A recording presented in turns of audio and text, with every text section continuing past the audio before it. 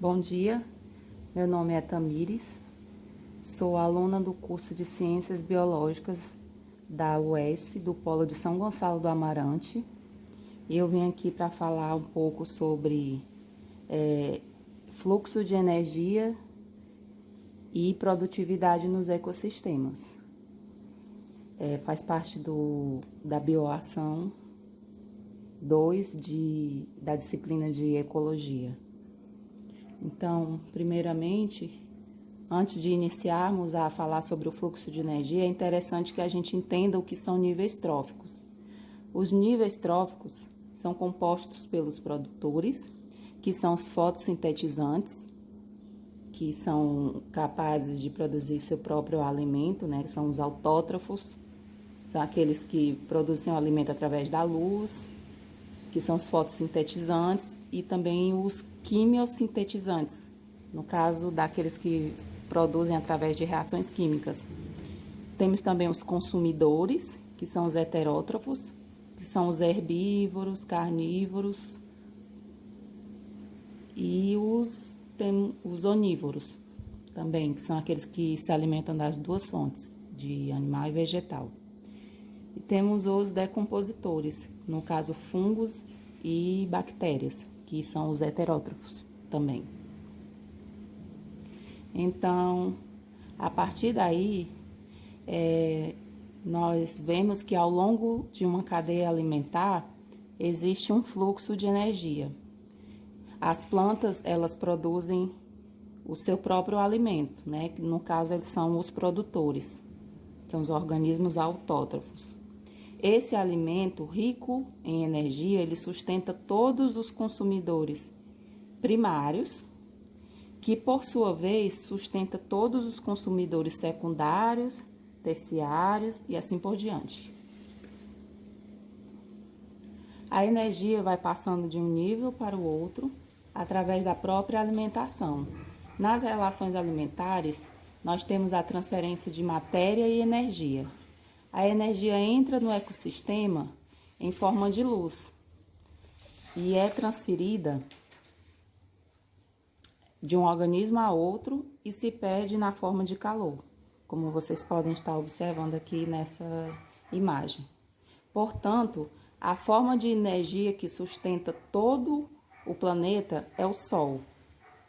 A energia entra no ecossistema como luz e é dissipada pelos organismos como forma de calor. Em média, o corpo humano emite tanto calor quanto uma lâmpada de 100 watts, por exemplo.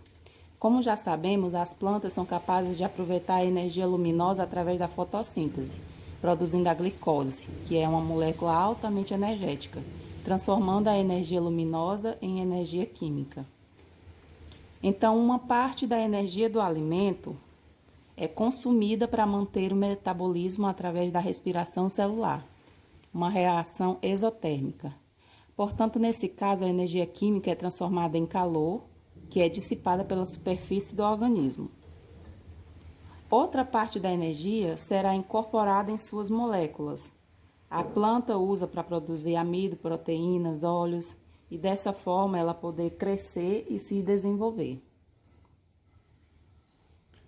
Quando o consumidor primário, no caso aqui nós temos o exemplo dos herbívoros, ele se alimenta do produtor, que aqui está representado pelas plantas, ele não consegue absorver a energia inicial fixada por ela, pois parte dessa energia a planta gastou. O que está disponível para o coelho, no caso aqui representado por esses animais aqui herbívoros, é a parte da energia que foi incorporada no corpo da planta, no caso o amido, os óleos, as proteínas. O coelho come e parte desse alimento não é absorvido. Passa direto pelo tubo digestório, reto, indo para as fezes. O restante, que é o que ele consegue absorver, é que vai ser gasto em suas atividades e a outra parte ele vai usar para poder crescer e se desenvolver. Agora nós temos a raposa, né, que se alimenta do coelho. Será que ela consegue absorver toda a energia que esse coelho fixou? Lógico que não. Por quê? Porque parte dessa energia o coelho gastou. Então, vocês conseguem perceber o que acontece ao longo da cadeia alimentar? Ela está decrescendo. E decresce porque está sendo consumida. Dizemos que no ecossistema a energia segue um caminho único: produtor, consumidor primário, secundário e assim por diante. Vamos representar o fluxo de energia através do gráfico. Esse gráfico dessa pirâmide. Observe. Na sua base estão representados os produtores. A largura da base corresponde à quantidade fixada no nível dos produtores através da fotossíntese. No nível trófico seguinte,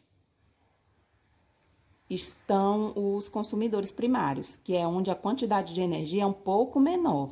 Essa quantidade varia cerca de 10 a 15% do total de energia que havia sido fixada pelos produtores. Então, acima estão os consumidores secundários, e aqui a energia disponível é apenas 10% dos 10% que havia chegado no nível dos consumidores primários. Voltando aqui a falar sobre a produtividade nos ecossistemas.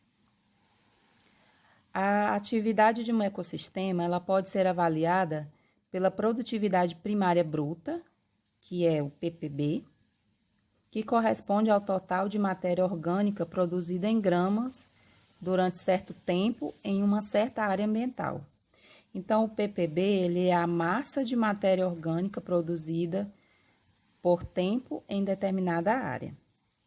Descontando desse total a quantidade de matéria orgânica consumida pela comunidade durante esse período, na respiração, por exemplo, que é um processo metabólico, nós temos a produtividade primária líquida, que é o PPL,